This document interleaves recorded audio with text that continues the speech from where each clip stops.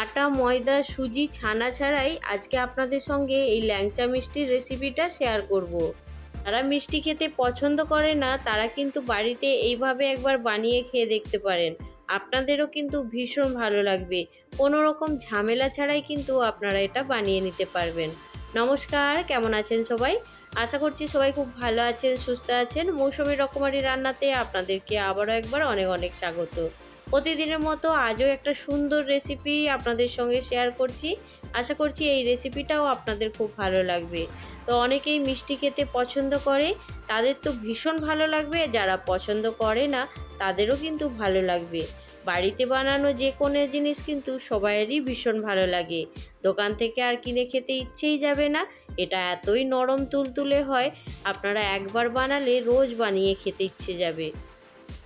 চলুন তাহলে ঝটপট করে এবার শুরু করছি এই ল্যাংচা মিষ্টি বানানো।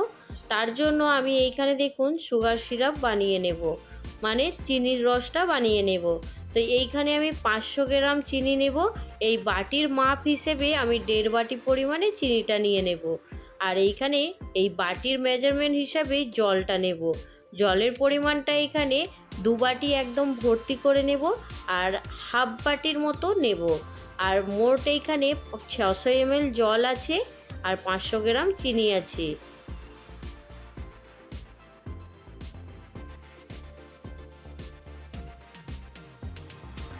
এবার এইখানে গ্যাসের ফ্লেমটাকে একটু হাই করে দেব, তাহলে খুব তাড়াতাড়ি চিনিটা মেল্ট হয়ে যাবে। এখানে দেখুন চিনিটা কিন্তু গলতে শুরু হয়ে গেছে, তবে খুব বেশিক্ষণ সময় লাগবে না, চিনিটা গলে যাবে। আর এইখানে যদি চিনি আর জলের পরিমাণটা ঠিকঠাক রাখা হয় তাহলে কিন্তু সুগার সিরাপটা বানাতে খুব বেশি সময় লাগবে না, কিংবা চিনির রসটা বানাতে খুব বেশি সময় লাগবে না। তো এইখানে দেখুন এটা খুব ভালো করে গুলে নিলাম। তারপরে দেখুন এবার হাই ফ্লেমে এটাকে 2 থেকে 3 মিনিট একটু ফুটিয়ে নেব।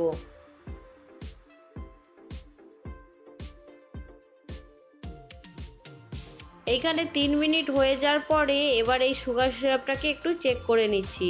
তো আমি দেখুন একটা হাতার মধ্যে অল্প পরিমাণে একটু চিনির শিরা নিয়ে নিয়েছি। নেওয়ার পরে এবার এটাকে একটু ঠান্ডা করে নিচ্ছি। তারপরে দুটো আঙুলে করে একটু চেক করে দেখে নেব এটা পারফেক্ট চটচটে ভাব এসেছে কিনা। তো এইখানে যখন চেক করে দেখলাম এটার মধ্যে সুন্দর একটা চটচটে ভাব চলে এসেছে। তবে কোনো রকম একতার দুতার করার দরকার নেই। খুব বেশি যদি ঘন হয়ে যায় তখন মিষ্টির মধ্যে সুগার সিরাপটা যাবে না, সেই জন্য অবশ্যই ধ্যান রাখতে হবে। তো এইখানে দেখুন একটা চটচটে ভাব চলে এসেছে। এবার গ্যাসের ফ্লেমটা বন্ধ করে দেব, আর দুটো এলাচকে ফাটিয়ে আমি এখন এই চিনির শিরার মধ্যে দিয়ে দেব। দিয়ে এটাকে একটু নাড়াচাড়া করে নিচ্ছি। এবার একটা ঢাকা দিয়ে রেখে দেব। আর এইখানে দেখুন আমি কি দিয়ে মিষ্টিটা বানাবো। এই গিটসের পাউডার দিয়েই আজকে আমি ল্যাংচার মিষ্টিটা বানাবো। এটা দিয়ে আপনারা গোলাপ জামুনও বানাতে পারবেন আর ল্যাংচা মিষ্টিও বানাতে পারবেন। তো আমি এটা 200 গ্রাম ওয়েটের একটা প্যাকেট নিয়েছি, পাউডারটা ভেতরে আছে, আপনাদেরকে দেখাবো এক্ষুনি। তো এটাকে আমি ওয়েটটা আপনাদেরকে দেখানোর জন্য একটু চেষ্টা করছি। 200 গ্রামের প্যাকেট নিয়েছি, আর এটাতে কিন্তু অনেকগুলো পরিমাণে মিষ্টি হয়েছে আমার। তো এইখানে আমি একটা পাত্রের মধ্যে প্যাকেটটা কেটে এর যে পাউডারটা আছে ভেতরে সেটাকে ঢেলে নেব। মার্কেটে খুঁজলেই কিন্তু এই প্যাকেটটা পাওয়া যাবে। তো আটা, ময়দা সব কিছু বাদ দিয়ে দিন, দিয়ে একবার এই রকমভাবে মিষ্টি বানিয়ে দেখুন। অন্য কিছু দিয়ে মিষ্টি খেতে ইচ্ছেই যাবে না। আর এইখানে এটা বানানো খুবই সহজ। যেভাবে আমরা আটা ময়দায় জল দিয়ে থাকি সেইভাবেই এটাকে সুন্দর করে ডো বানিয়ে নিতে হবে। তো এইখানে দেখুন আমি নর্মাল টেম্পারেচারে থাকা দুধ নিয়েছি, খুব গরমও না আর খুব ঠান্ডাও না। তো এইখানে হাত সহ্য করতে পারবে সেই রকম কুসুম কুসুম গরম দুধ দিয়ে এটাকে সুন্দর করে মেখে নিচ্ছি। আর এটা মাখতেও কিন্তু খুব বেশি সময় লাগবে না, একদম কম সময়ের মধ্যে যদি মিষ্টি খেতে ইচ্ছে যায় এইভাবে কিন্তু আপনারা বানিয়ে দেখতে পারেন। আর এটা বানানো খুবই সহজ, খেতেও খুব ভালো লাগবে, আর কোনো রকম ভেতরে গুডলি বাঁধবে না। সুন্দর পারফেক্ট মিষ্টি তৈরি করতে পারবেন।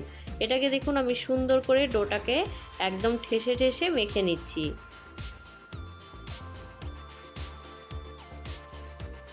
সুন্দর করে অল্প অল্প দুধ দিয়ে ঠেসে ঠেসে একদম ডো তৈরি করে নিয়েছি, আপনারা দেখতে পাচ্ছেন। তো এটাকে এখন 10 মিনিটের জন্য রেস্টে রেখে দেব। 10 মিনিট পরে আপনাদের কাছে ফিরে আসছি। এবার দেখুন বন্ধুরা 10 মিনিট হয়ে গেছে আর ডোটাও কিন্তু সুন্দর সেট হয়ে গেছে।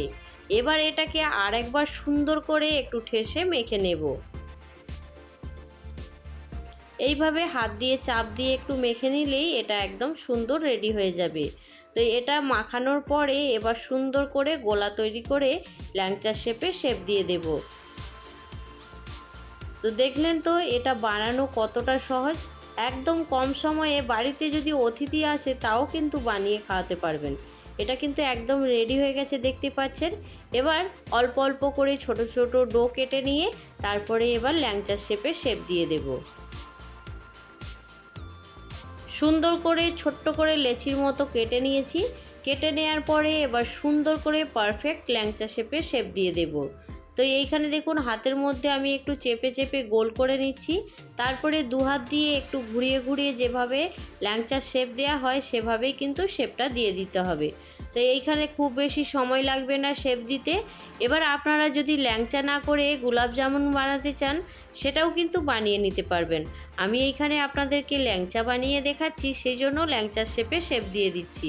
তো এইখানে দেখুন সুন্দর করে শেপটা দেওয়ার পরে আপনাদেরকে দেখাবো কতটা সুন্দর হয়েছে। তবে যখন এটা শেপ দেবেন অবশ্যই কিন্তু এর গায়ে কোনো রকমভাবে ক্রাচ থাকা চলবে না, নাহলে কিন্তু ফেটে যাবে। তো এইখানে দেখুন সুন্দর করে আমি শেপটা দিয়ে দিয়েছি। আবারও একবার বলছি, এটাকে যখন শেপ দেবেন অবশ্যই একটা জিনিস খেয়াল রাখবেন, এর গায়ে কিন্তু কোনো রকম ক্রাচ থাকা যাবে না, নাহলে যখন তেলের মধ্যে দেবেন তখন কিন্তু এটা ফেটে যাবে। সেই জন্য অবশ্যই কিন্তু সুন্দর করে একদম গাটা মসৃণ তেলতেলে করে শেপটা দেবেন। আবারও একটা মিষ্টি বানানোর চেষ্টা করছি, দেখুন এটাও কিন্তু একদম পারফেক্ট সুন্দর করে শেপ দিয়ে দিচ্ছি।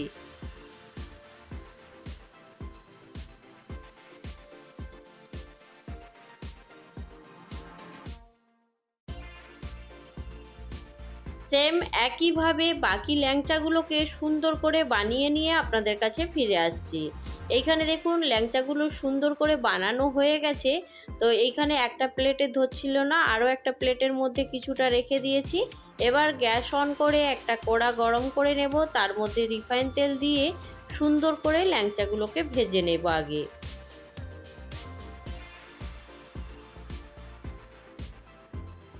এবারে এখানে বন্ধুদেরকে একটা কথা বলছি, তেলটা কিন্তু খুব বেশি গরম করা যাবে না, একদম হালকা গরম থাকবে, সেই গরমেই কিন্তু ল্যাংচাগুলোকে ভেজে নিতে হবে।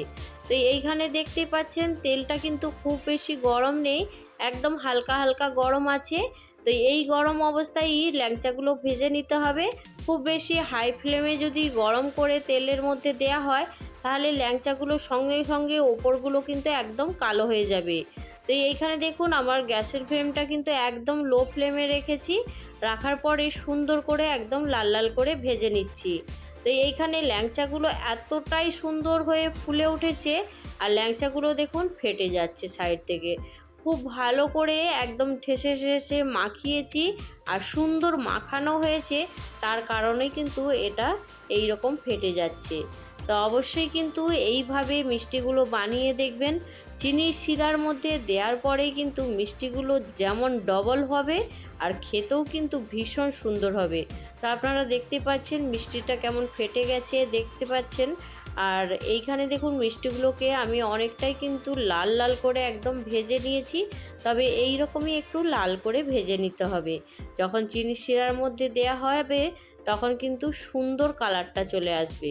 তো এইখানে দেখুন আমি খুব ভালো করে গ্যাসের ফ্লেমটা লো ফ্লেমে রেখে একটু সময় নিয়ে মিষ্টিগুলোকে ভেজে নিচ্ছি।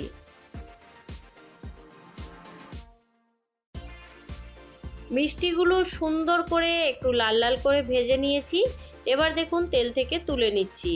এখানে একটা প্লেটের মধ্যে তুলে নেওয়ার পরে আপনাদেরকে একটু দেখিয়ে দেব মিষ্টিটা কত সুন্দরভাবে ভাজা হয়ে গেছে। আর আপনারা দেখে তো বুঝতেই পারছেন মিষ্টিটা কত সুন্দর ভাজা হয়েছে। এবার দেখুন বন্ধুরা বাকি যে মিষ্টিগুলো আছে সেগুলোকেও কিন্তু সুন্দর করে ভেজে নিতে হবে। তো এইখানে আমি দেখুন কড়ার মধ্যে আবারও বাকি মিষ্টিগুলো দিয়ে সুন্দর করে ভেজে নিচ্ছি, তারপরে আপনাদের কাছে ফিরে আসছি। তো আজকের এই মিষ্টি বানানোর পদ্ধতিটা কেমন লাগলো অবশ্যই জানাবেন। বাড়িতে আটা, ময়দা, সুজি যে কোনো জিনিসই থাকুক না কেন, একবার এইভাবে বানিয়ে দেখতে পারেন। খুবই ভালো লাগবে, কোনো রকম সমস্যা হবে না, আর খুব সহজেই বানিয়ে নিতে পারবেন। বানানোর পদ্ধতিও যেমন সুন্দর, সহজ, খেতে কিন্তু দুর্দান্ত হয়। তো এইখানে দেখুন আমি মিষ্টিগুলোকে সুন্দর করে এখন ভেজে নিচ্ছি। ভেজে নেওয়ার পরে আপনাদের কাছে ফিরে আসছি।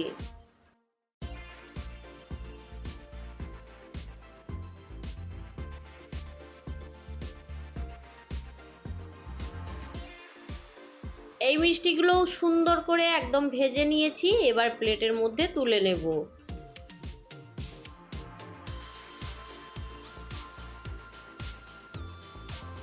সব মিষ্টিগুলো সুন্দর করে ভেজে নিয়েছি, আর এইখানে সুগার সিরাপটাকে একটু হালকা করে গরম করে নিয়েছি, যেহেতু একটু ঠান্ডা হয়ে গেছে। তো একটু গরম অবস্থায় সুগার সিরাপটা যখন থাকবে তার মধ্যে মিষ্টিগুলো দিয়ে দিতে হবে। তো এইখানে সুগার সিরাপটাকে আর ফোটানোর দরকার নেই, হালকা গরম আছে আর মিষ্টিগুলো গরম আছে। এবার ঢাকা দিয়ে এখন রেখে দেব 2 থেকে 3 ঘন্টা পর্যন্ত। 3 ঘন্টা পরে দেখুন মিষ্টিটা একদম কিন্তু ডবল হয়ে গেছে। দেখে কিন্তু আপনারা বুঝতেই পারছেন মিষ্টিটা কতটা পারফেক্ট হয়েছে। তো আজকের রেসিপি আপনাদের কেমন লাগলো জানাতে ভুলবেন না। ভালো লাগলে অবশ্যই একটা লাইক দিয়ে দেবেন। আজকে যারা প্রথম ভিজিট করছেন, আপনাদেরকে যদি এই রেসিপির কোনো অংশ ভালো লাগে, অবশ্যই কিন্তু আমার চ্যানেলটা সাবস্ক্রাইব করে আমার পাশে থাকবেন। মিষ্টিগুলো ফুলে ডবল হয়ে গেছে, দেখতেও কি অপূর্ব লাগছে না? তো প্লেটের মধ্যে মিষ্টিগুলো রাখার পরে কিন্তু খুবই সুন্দর লাগছে দেখতে। এবার একটা মিষ্টি আপনাদেরকে কেটে একটু দেখাবো এটা কতটা সুন্দর হয়েছে, আর ভেতরে কতটা সুন্দর করে একদম পারফেক্ট রসটা গেছে। তো এইখানে দেখুন একটা মিষ্টি আপনাদেরকে একটু কেটে দেখিয়ে দিচ্ছি কতটা সুন্দর হয়েছে।